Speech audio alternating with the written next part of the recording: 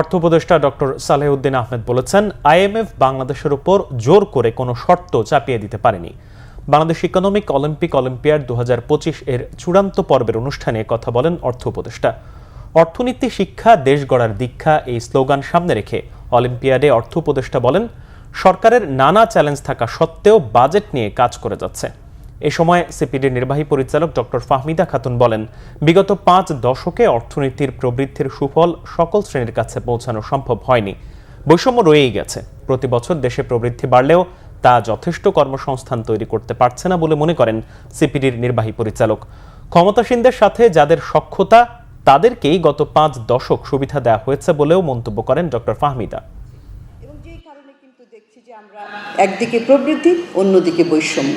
সুতরাং নীতি নির্ধারণী পর্যায়ে যতটা আমি সততার সাথে করব, সাধারণ মানুষের সাথে কথা বিবেচনা করে করব, সেটাই হচ্ছে প্রকৃতভাবে একটা সমাজকে এগিয়ে নিয়ে যাওয়ার জন্য।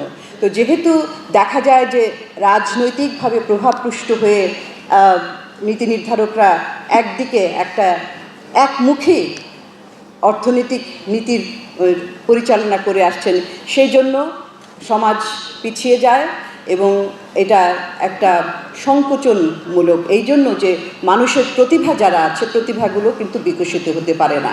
আমরা এখন তো আমি বাজেট নিয়ে অঙ্কগুলি করছি, 2 হবে না 5 হবে, দেশের ভেতরে কত কিছু লোক তাদের লোক যে কত কিছু বলবে, সেটা আমি তো প্রিপেয়ার। বাজেটের পরের দিন 3 তারিখ হয়তো অনেক উত্তর দিতে হবে, সব উত্তর হয়তো আমি দিতে পারবো না, কারণ সম্পদের সময় সম্পদ, দেশের সম্পদ বাইরের থেকে আমরা দেখছি তো আইএমএফ ওয়ার্ল্ড ব্যাংকের কত কিছু কথাবার্তা বলে ফেলে, সেটা দেখলে একবার সুখকর না, সেটা সাব অপটিমাল সলিউশন।